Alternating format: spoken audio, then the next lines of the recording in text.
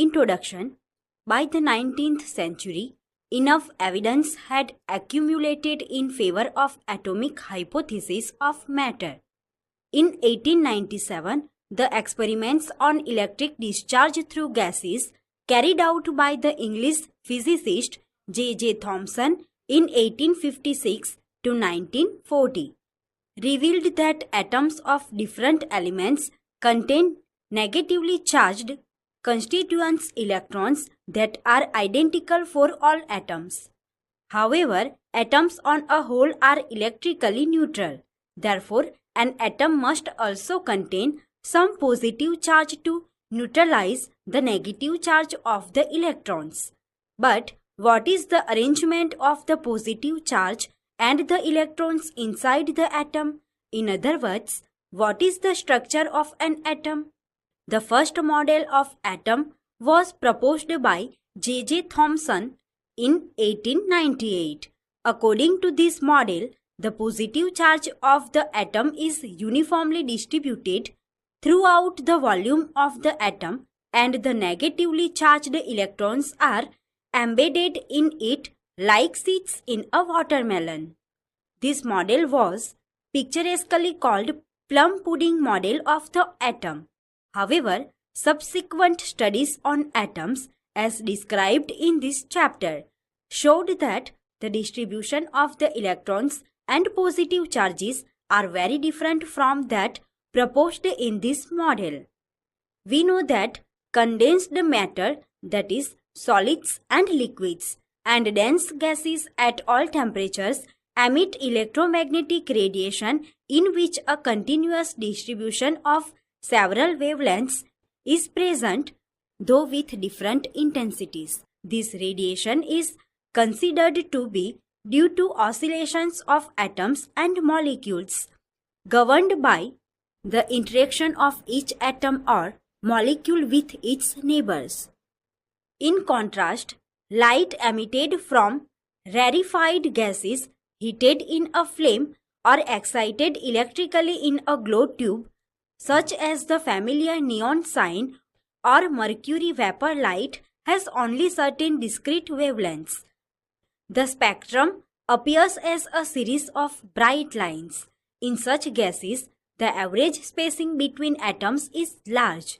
Hence, the radiation emitted can be considered due to individual atoms rather than because of interactions between atoms or molecules. In the early 19th century, it was also established that each element is associated with a characteristic spectrum of radiation. This fact suggested an intimate relationship between the internal structure of an atom and the spectrum of radiation emitted by it.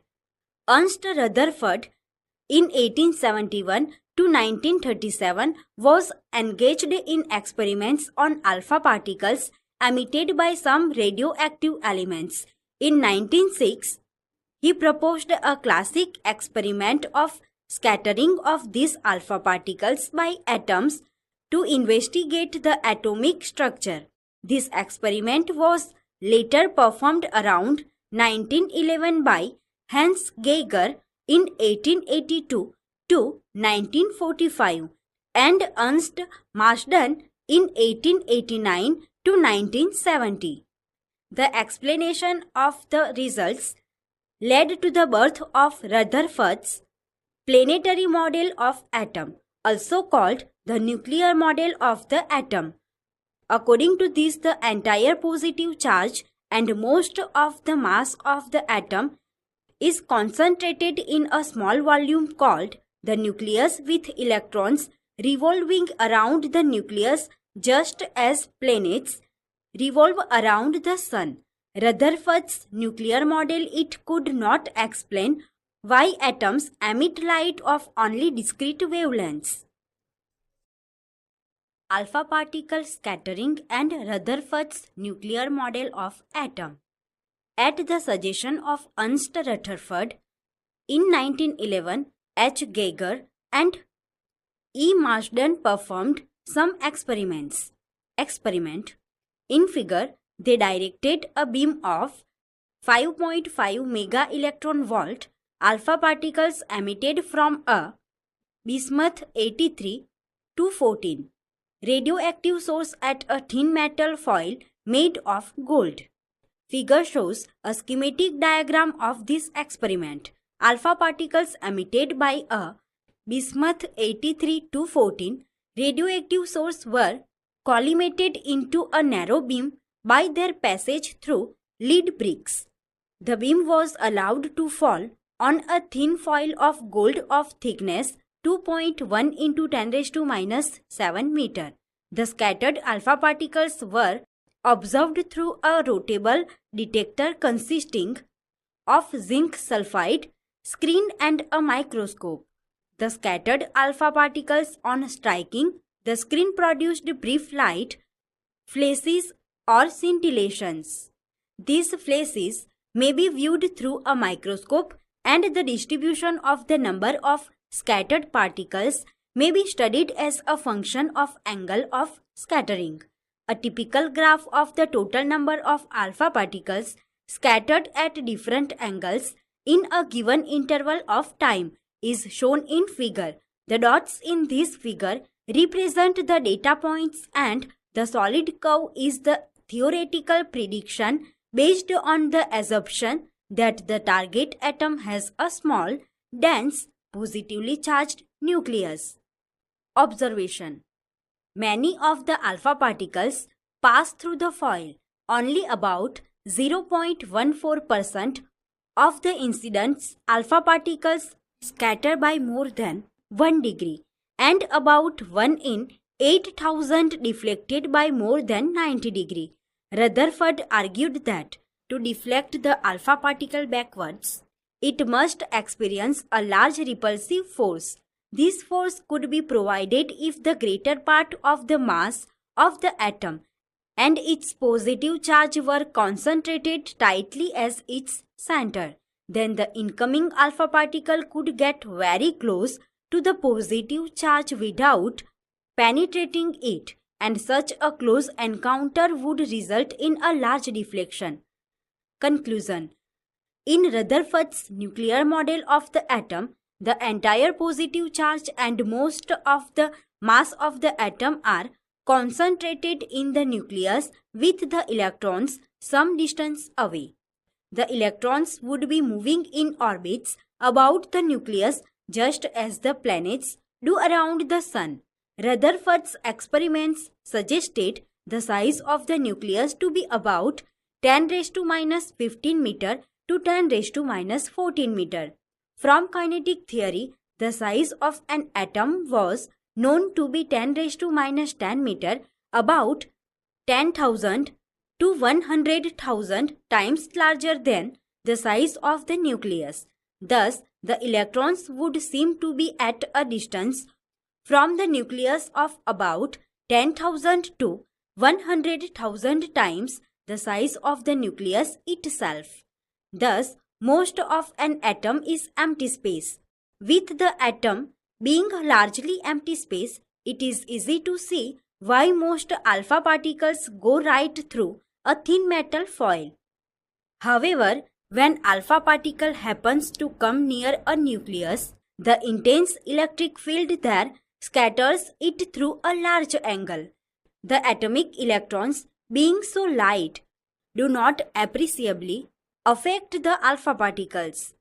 The scattering data shown in figure can be analyzed by employing Rutherford's nuclear model of the atom. As the gold foil is very thin, it can be assumed that alpha particles will suffer not more than one scattering during their passage through it.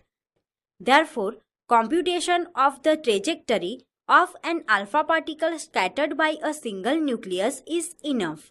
Alpha particles are nuclei of helium atoms and therefore carry 2 units, 2 electrons of positive charge, and have the mass of the helium atom. The charge of the gold nucleus is Ze, where Z is the atomic number of the atom. For gold, Z is equal to 79. Since the nucleus of gold is about 50 times heavier than an alpha particle, it is reasonable to assume that It remains stationary throughout the scattering process. Under these assumptions, the trajectory of an alpha particle can be computed employing Newton's second law of motion and the Coulomb's law. For electrostatic force of repulsion between the alpha particle and the positively charged nucleus, the magnitude of this force is F is equal to 1 upon 4 pi epsilon 0 2e into Ze upon r square, equation 1, where r is the distance between the alpha particle and the nucleus. The force is directed along the line joining the alpha particle and the nucleus. The magnitude and direction of the force on an alpha particle continuously changes as it approaches the nucleus and recedes away from it. Alpha particle trajectory. The trajectory traced by an alpha particle depends on the impact parameter b of collision. The impact parameter is the perpendicular distance of the initial velocity vector of the alpha particle from the center of the nucleus. A given beam of alpha particles has a distribution of impact parameters b, so that the beam is scattered in various directions with different probabilities. In a beam, all particles have nearly same kinetic energy. It is seen that an alpha particle close to the nucleus, that is, small impact parameter, suffers large scattering. In case of head-on collision, the impact parameter is minimum and the alpha particle rebounds back, that is, theta is approximately equal to pi. For a large impact parameter, the alpha particle goes nearly undeviated and has a small deflection, that is, theta is approximately equal to 0. The fact that only a small fraction of the number of incident particles rebound back indicates that the number of alpha particles undergoing head-on collision is small. This in turn implies that the mass of the atom is concentrated in a small volume. Example 1. In the Rutherford's nuclear model of the atom, the nucleus, which radius about 10⁻⁻15 meter, is analogous to the Sun, about which the electron move in the orbit, which radius is approximately equal to 10⁻⁻10 meter. Like the Earth orbits around the Sun, if the dimensions of the solar system had the same proportions as those of the atom, would the Earth be closer to or farther away from the Sun than actually it is? The radius of Earth's orbit is about 1.5 into 10⁻11 meter. The radius of Sun is taken as 7 into 10⁸ meter. Solution. The ratio of the radius of electron's orbit to the radius of nucleus is 10⁻⁻10 meter upon 10⁻⁻15 meter is equal to 10⁵ meter. That is, the radius of the electron's orbit is 10⁵ times larger than the radius of nucleus. If the radius of the Earth's orbit around the Sun were 10⁵ times larger than the radius of the Sun, the radius of the Earth's orbit would be 10⁵ into 7 into 10⁸ meter is equal to 7 into 10⁻13 meter. This is more than 100 times greater than the actual orbital radius of Earth. Thus, the Earth would be much farther away from the Sun. Example 2. In a Geiger-Marsden experiment, what is the distance of closest approach to the nucleus of a 7.7 mega electron volt alpha particle before it comes momentarily to rest and reverses its direction? Solution. The total mechanical energy of the system consisting of an alpha particle and a gold nucleus is conserved. The system's initial mechanical energy is EI before the particle and nucleus interact, and it is equal to its mechanical energy EF. When the alpha particle momentarily stops, the initial energy EI is just the kinetic energy K of the incoming alpha particle. The final energy EF is just the electric potential energy U of the system. The potential energy U can be calculated from equation 1. Let D be the center-to-center distance between the alpha particle and the gold nucleus when the alpha particle is at its stopping point. Then we can write the conservation of energy EI is equal to EF as K is equal to 1 upon 4 pi epsilon 0 2E into ZE upon D is equal to 2Z square upon 4 pi epsilon 0 D. Thus, the distance of closest approach D is given by D is equal to 2Z square upon 4 pi epsilon 0 K. The maximum kinetic energy found in alpha particles of natural origin is 7.7 mega electron volt or 1.2 into 10 raised to minus 12 joule. Since 1 upon 4 pi epsilon 0 is equal to 9.0 into 10 raised to 9 Newton meter square per Coulomb square.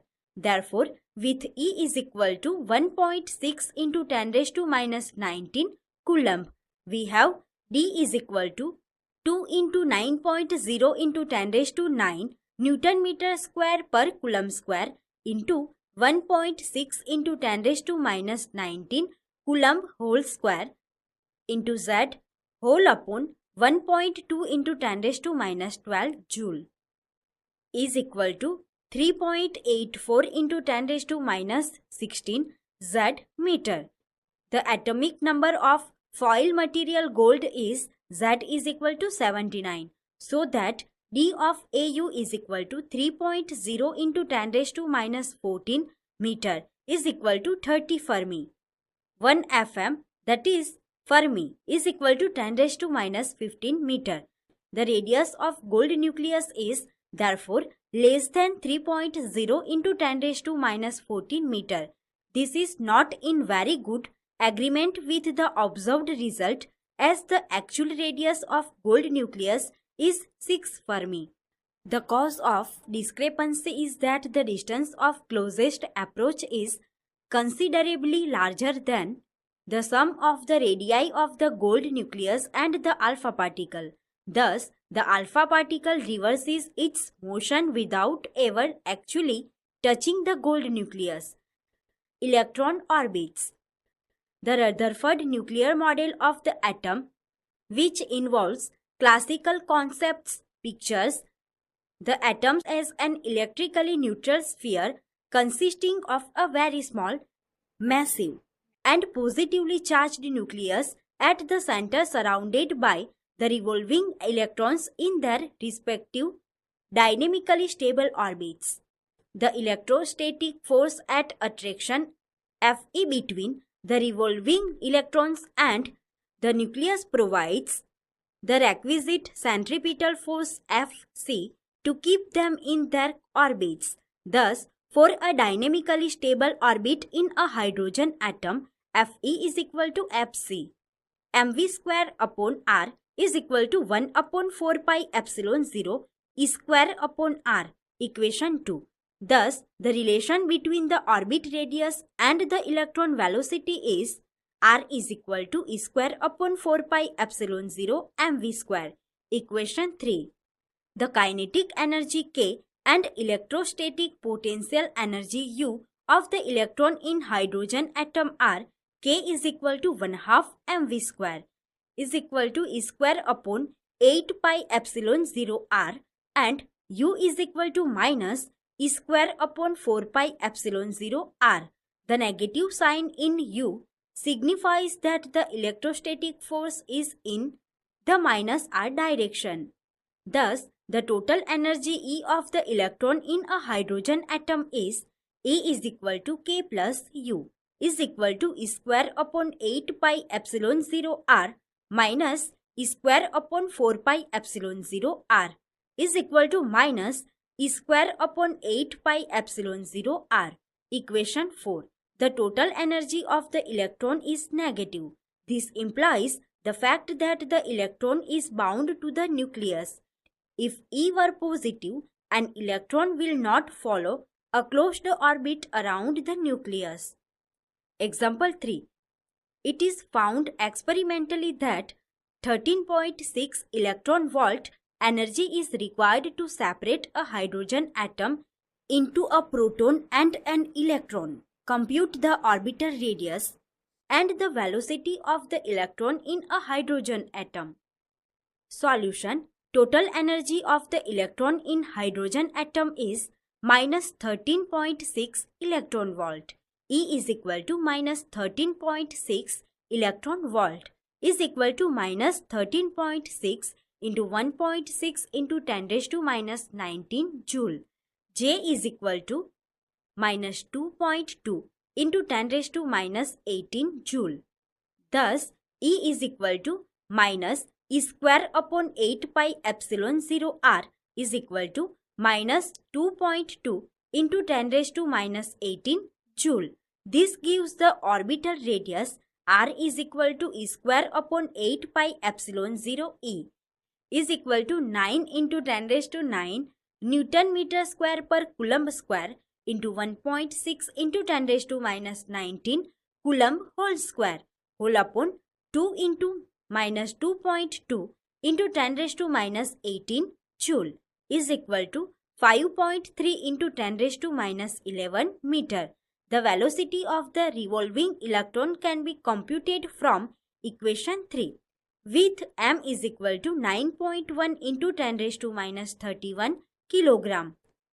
V is equal to E upon square root of 4 pi epsilon 0 mr is equal to 2.2 into 10 raised to 6 meter per second. Atomic spectrums. Each element has a characteristic spectrum of radiation which it emits. When an atomic gas or vapor is excited at low pressure, usually by passing an electric current through it, the emitted radiation has a spectrum which contains certain specific wavelengths only. A spectrum of this kind is termed as emission line spectrum and it consists of bright lines on a dark background. The spectrum emitted by atomic hydrogen is shown in figure. Study of emission line spectra of a material can therefore serve as a type of fingerprint for identification of the gas. When white light passes through a gas and we analyze the transmitted light using a spectrometer, we find some dark lines in the spectrum. These dark lines correspond precisely to those wavelengths which were found in the emission line spectrum of the gas. This is called the absorption spectrum of the material of the gas. Spectral series. We might expect that the frequencies of the light emitted by a particular element would exhibit some regular pattern. Hydrogen is the simplest atom and therefore has the simplest spectrum. In the observed spectrum, however, at first sight, there does not seem to be any resemblance of order or regularity in spectral lines, but the spacing between lines within certain sets of the hydrogen spectrum decreases in a regular way. Each of these sets is called a spectral series. In 1885, the first such series was observed by a Swedish schoolteacher John Jacob Balmer in 1825 to 1898 in the visible region of the hydrogen spectrum. This series is called Balmer series. The line with the longest wavelength 656.3 nanometer in the red is called H alpha. The next line with wavelength 486.1 nanometer in the blue-green is called H beta. The third line 434.1 nanometer in the violet is called H gamma, and so on. As the wavelength decreases, the lines appear closer together and are weaker in intensity. Balmer found a simple empirical formula for the observed wavelengths. 1 upon lambda is equal to r into 1 upon 2 square minus 1 upon n square. This equation is called Balmer formula. equation 5, where lambda is the wavelength, r Rydberg constant. The value of r is 1.097 into 10 raised to 7 meter inverse, and n may have integral values 3, 4, 5, etc. Taking n is equal to 3 in equation 5, one obtains the wavelength of the H alpha line. 1 upon lambda is equal to 1.097 into 10 raised to 7 into 1 upon 2 square minus 1 upon 3 square meter inverse is equal to 1.522 into 10 raised to 6 meter inverse. That is, lambda is equal to 656.3 nanometer. For n is equal to 4, one obtains the wavelength of H beta line, etc. For n is equal to infinity, one obtains the limit of the series at lambda is equal to 364.6 nanometer. This is the shortest wavelength in the Bohr series. Beyond this limit, no further distinct lines appear. Instead, only a faint continuous spectrum is seen. Other series of spectra for hydrogen were subsequently discovered. These are known after their discoverers as Lyman, Paschen, Brackett, and Fund series. These are represented by the formulae. Lyman series 1 upon lambda is equal to r into 1 upon 1 square minus 1 upon n square, where n is equal to 2, 3, 4 up to so on. Equation 6. Paschen series 1 upon lambda is equal to r into 1 upon 3 square minus 1 upon n square, where n is equal to 4, 5, 6 up to so on. Equation 7. Bracket series 1 upon lambda is equal to r into 1 upon 4 square minus 1 upon n square, where n is equal to 5, 6, 7 up to so on. Equation 8. Fund series 1 upon lambda is equal to r into 1 upon 5 square minus 1 upon n square, where n is equal to 6, 7, 8 up to so on. Equation 9. The Lyman series is in the ultraviolet, and the Paschen and Brackett series are in the infrared region. The Bohr formula, equation 5, may be written in terms of frequency of the light, recalling that C is equal to nu lambda, or 1 upon lambda is equal to nu upon C. Thus, nu is equal to RC into 1 upon 2 square minus 1 upon n square. Equation 10. There are only a few elements, which is hydrogen, singly ionized helium, and doubly ionized lithium, whose spectra can be represented by simple formula like equation 5 to equation 9. Equations 5 to 9 are useful as they give the wavelengths that hydrogen atoms radiate or absorb.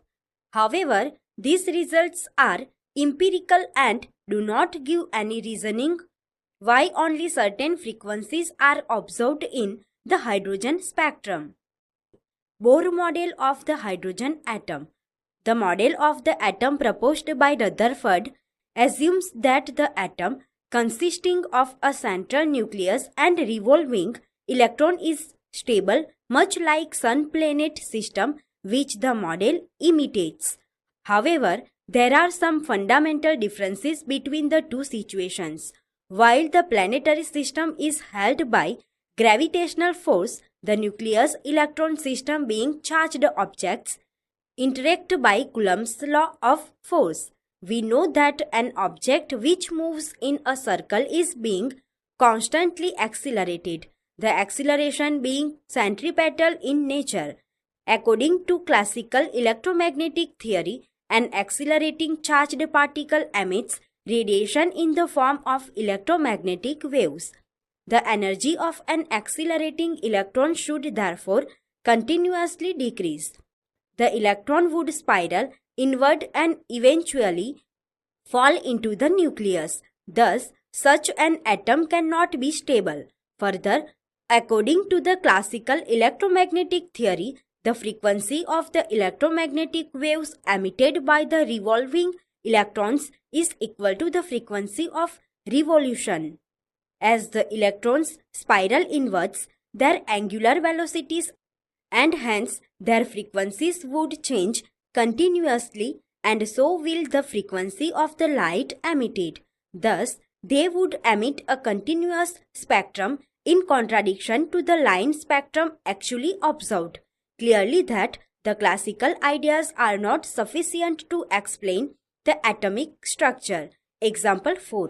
According to the classical electromagnetic theory, calculate the initial frequency of the light emitted by the electron revolving around a proton in hydrogen atom. Solution. From example 3, we know that velocity of electron moving around a proton in hydrogen atom in an orbit of radius 5.3 into 10 raised to minus 11 meter is 2.2 into 10 raised to minus 6 meter per second. Thus, the frequency of the electron moving around the proton is nu is equal to V upon 2 pi r is equal to 2.2 into 10 raised to 6 meter per second upon 2 pi into 5.3 into 10 raised to minus 11 meter is approximately equal to 6.6 into 10 raised to 15 hertz. According to the classical electromagnetic theory, we know that the frequency of the electromagnetic waves emitted by the revolving electrons is equal to the frequency of its revolution around the nucleus. Thus, the initial frequency of the light emitted is 6.6 into 10 raised to 15 hertz. Bohr model. It was Niels Bohr in 1885 to 1962 who made certain modifications in Rutherford model by adding the ideas of the newly developing quantum hypothesis.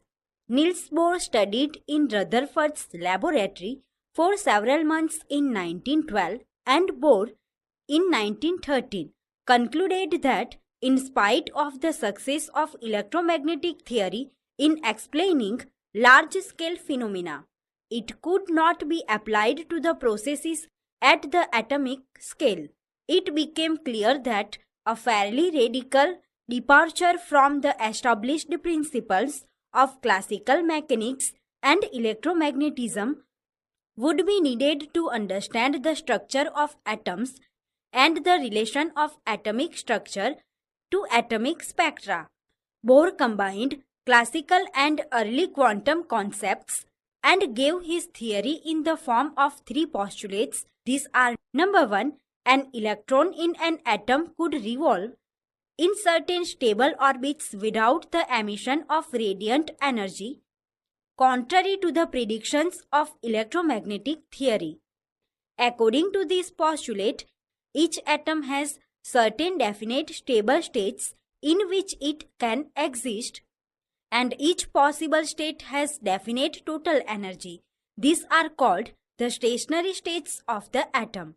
Number 2, the electron revolves around the nucleus only in those orbits for which the angular momentum is some integral multiple of h upon 2 pi, where h is the Planck's constant, is equal to 6.6 into 10 raised to minus 13 joule second.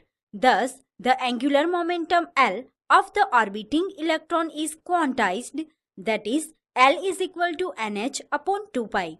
Equation 11. Number 3.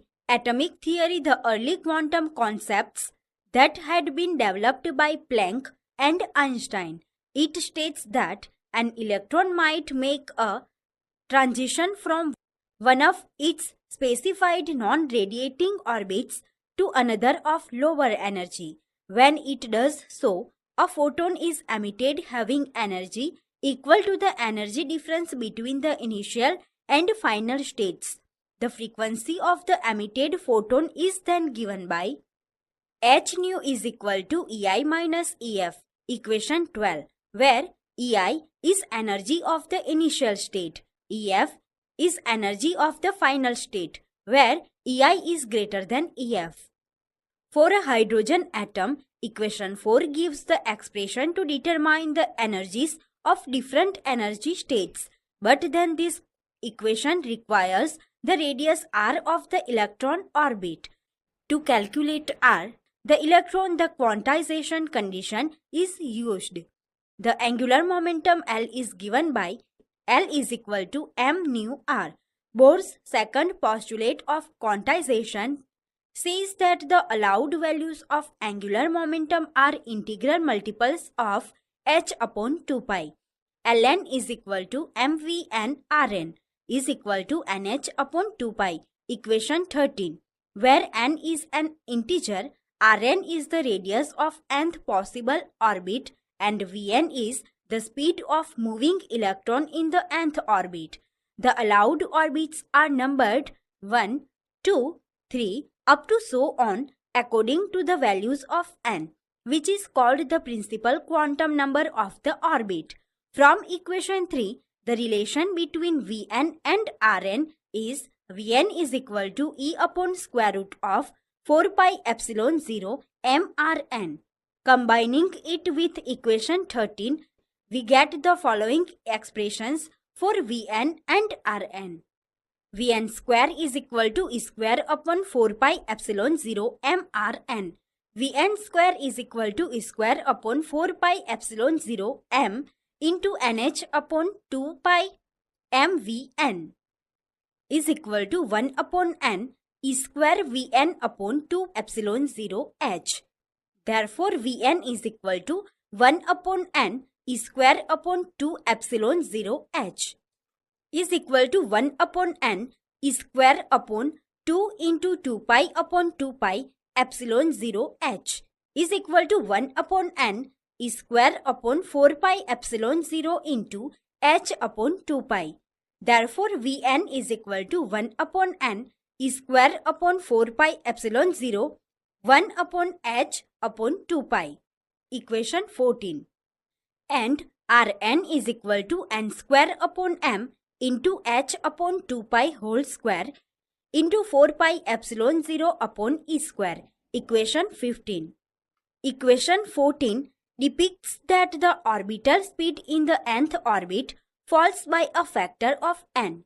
Using equation 15, the size of the innermost orbit, which is n is equal to 1, can be obtained as R1 is equal to h square epsilon 0 upon pi me square. This is called the Bohr's radius, represented by the symbol A0. Thus, A0 is equal to h square epsilon 0 upon pi me square. Equation 16. Substitution of values of h, m, epsilon 0 and E gives A0 is equal to 5.29 into 10 raised to minus 11 meter. From equation 15, it can also be seen that the radii of the orbits increase as n square.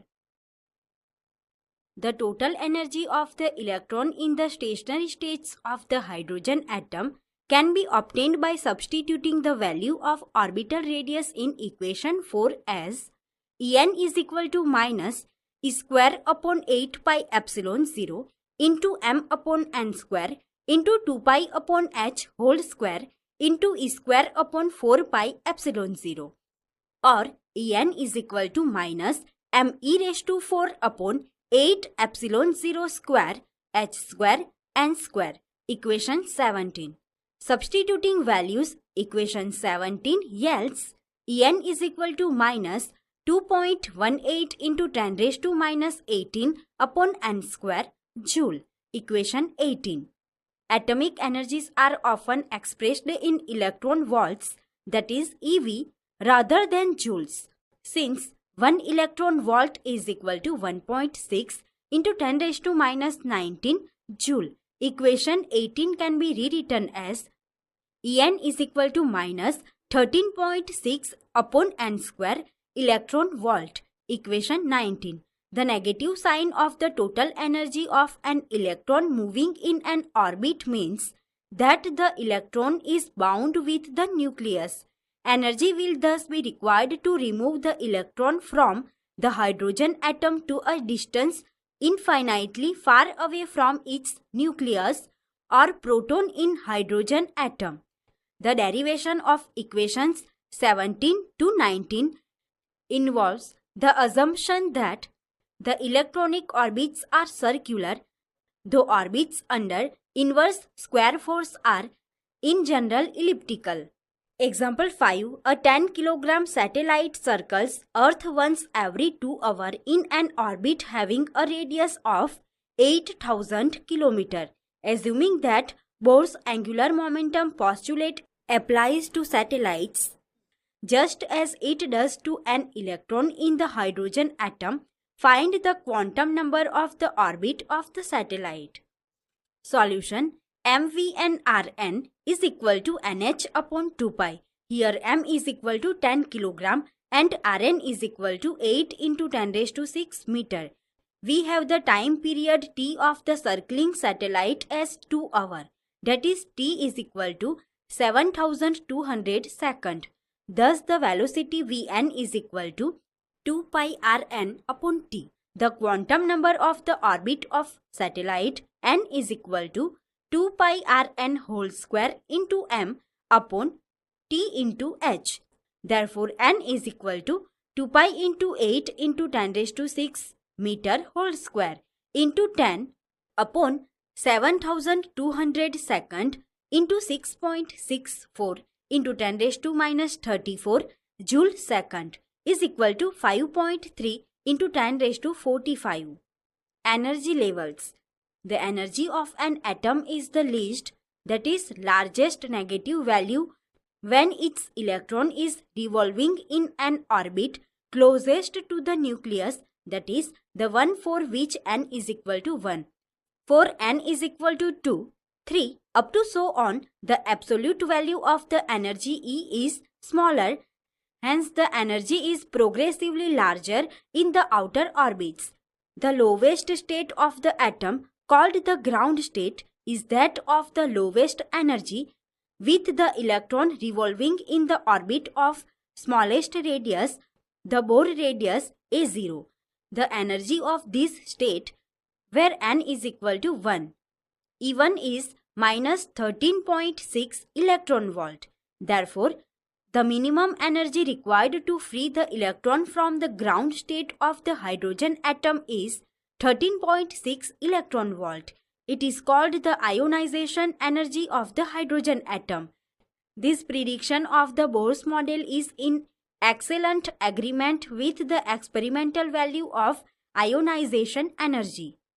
At room temperature, most of the hydrogen atoms are in ground state.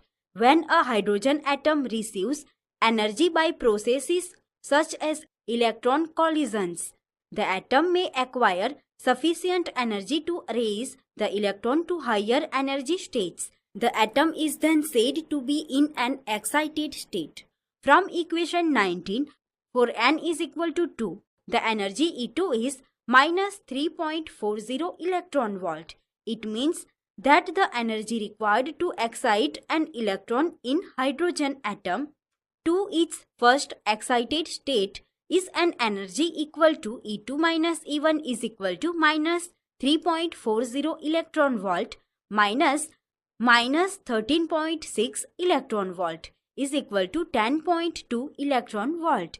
Similarly, E3 is equal to minus 1.51 electron volt and E3 minus E1 is equal to 12.09 electron volt.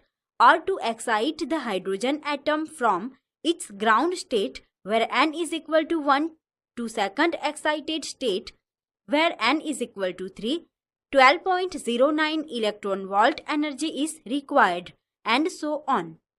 From these excited states, the electron can then fall back to a state of lower energy, emitting a photon in the process.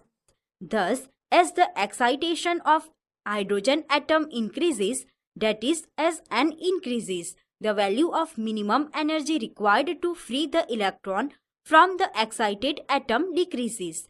The energy level diagram for the stationary states of a hydrogen atom, computed from equation 19, is given in figure. The principal quantum number n labels the stationary states in the ascending order of energy. In this diagram, the highest energy state corresponds to n is equal to infinity in equation and has an energy of 0 electron volt. The line spectra of the hydrogen atom. According to the third postulate of Bohr's model, when an atom makes a transition from the higher energy state with quantum number Ni to the lower energy state with quantum number Nf, where Nf is less than Ni, the difference of energy is carried away by a photon of frequency VIF such that h nu IF is equal to ENI minus ENF. Equation 20. Using equation 16, for ENF and ENI we get h nu IF is equal to me raised to 4 upon 8 epsilon 0 square h square into 1 upon nf square minus 1 upon ni square. Equation 21. Or nu IF is equal to me raised to 4 upon 8 epsilon 0 square h cube into 1 upon nf square minus 1 upon ni square. Equation 22. Equation 21 is the Rydberg formula for the spectrum of the hydrogen atom. In this relation, if we take Nf is equal to 2 and Ni is equal to 3, 4, 5 up to so on, it reduces to a form similar to equation 10 for the Bohr series. The Rydberg constant R is equal to me raised to 4 upon 8 epsilon 0 square h cube c. Equation 23. If we insert the values of various constants in equation 23, we get R is equal to 1.03 into 10 raised to 7 meter inverse. This is a value very close to the value 1.097 into 10 raised to 7 meter inverse obtained from the empirical Bohr formula. Since both Nf and Ni are integers, this immediately shows that in transitions between different atomic levels, light is radiated in various discrete frequencies.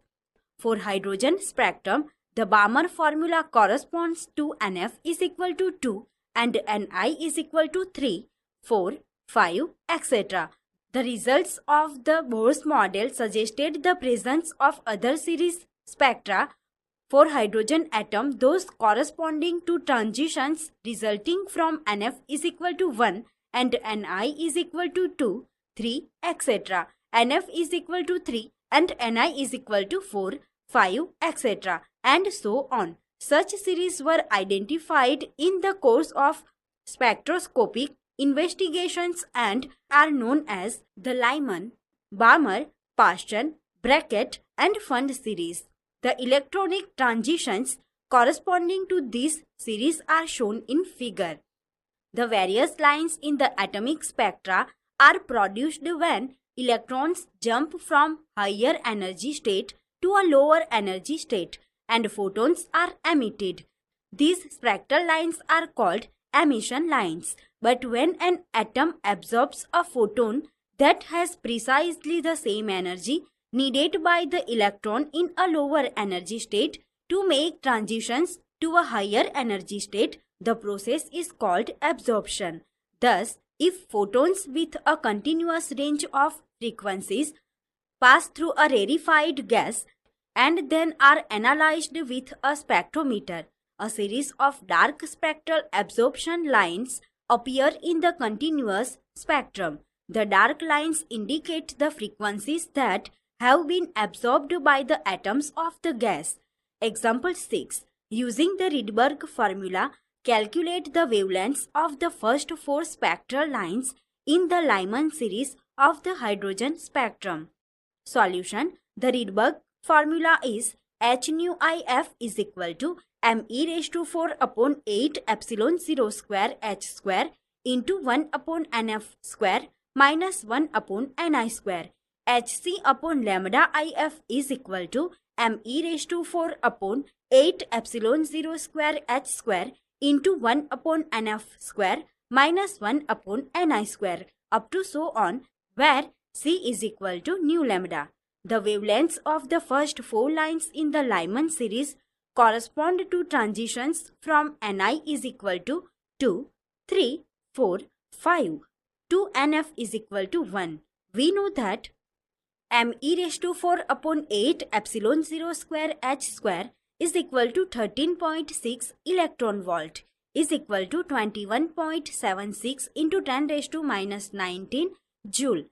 Therefore, lambda IL is equal to Hc upon 21.76 into 10 raised to minus 19 into 1 upon 1 square minus 1 upon Ni square meter is equal to 6.625 into 10 raised to minus 34 into 3 into 10 raised to 8 into Ni square upon 21.76 into 10 raised to minus 19 into Ni square minus 1 meter is equal to 0.9134 Ni square upon Ni square minus 1 into 10 raised to minus 7 meter is equal to 913.4 Ni square upon Ni square minus 1 angstrom. Substituting Ni is equal to 2, 3, 4, 5. We get lambda 21 is equal to 1218 angstrom. Lambda 31 is equal to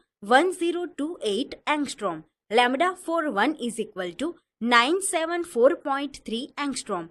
And lambda 51 is equal to 951.4 angstrom. De Broglie's explanation of Bohr's second postulate of quantization. Of all the postulates Bohr made in his model of the atom, perhaps the most puzzling is his second postulate. It states that the angular momentum of the electron orbiting around the nucleus is quantized. That is, ln is equal to nh upon 2 pi, where n is equal to 1, 2, 3, up to so on. Why should the angular momentum have only those values that are integral multiples of h upon 2 pi? The French physicist Louis de Broglie explained this puzzle in 1923, 10 years after Bohr proposed his model. De Broglie's hypothesis that material particles such as electrons also have a wave nature. C.J. Davison and L.H. Germer later experimentally verified the wave nature of electrons in 1927. Louis de Broglie argued that the electron in its circular orbit, as proposed by Bohr, must be seen as a particle wave. In analogy to waves traveling on a string, particle waves too can lead to standing waves under resonant conditions. Example, when a string is plucked, a vast number of wavelengths are excited.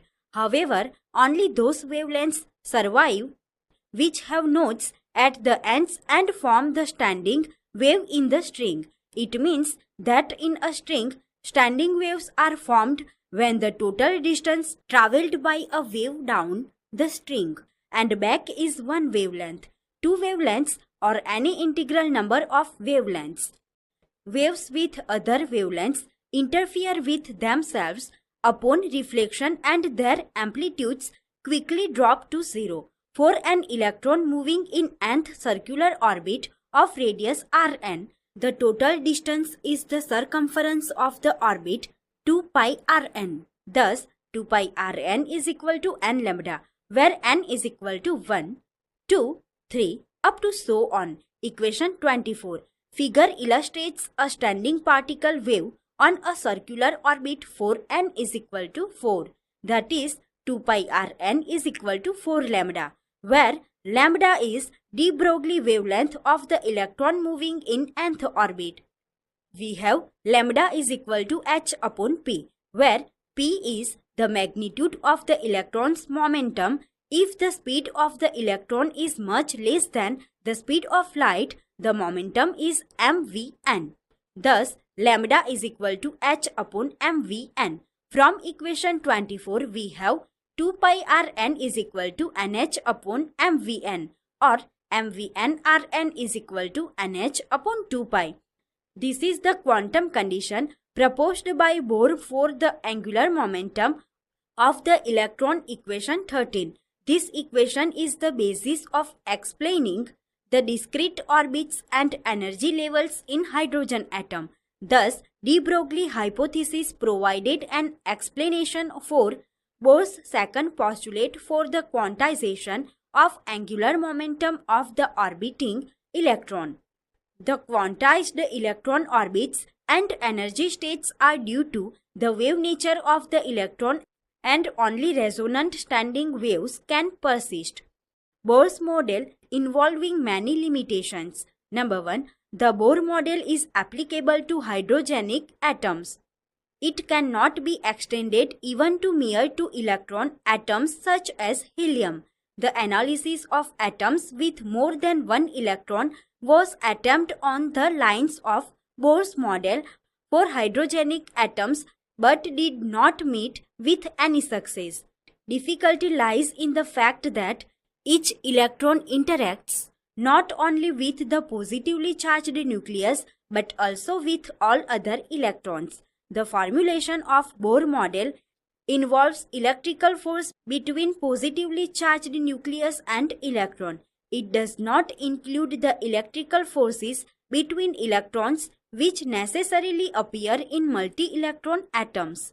Number 2. While the Bohr's model correctly predicts the frequencies of the light emitted by hydrogenic atoms, the model is unable to explain the relative intensities of the frequencies in the spectrum.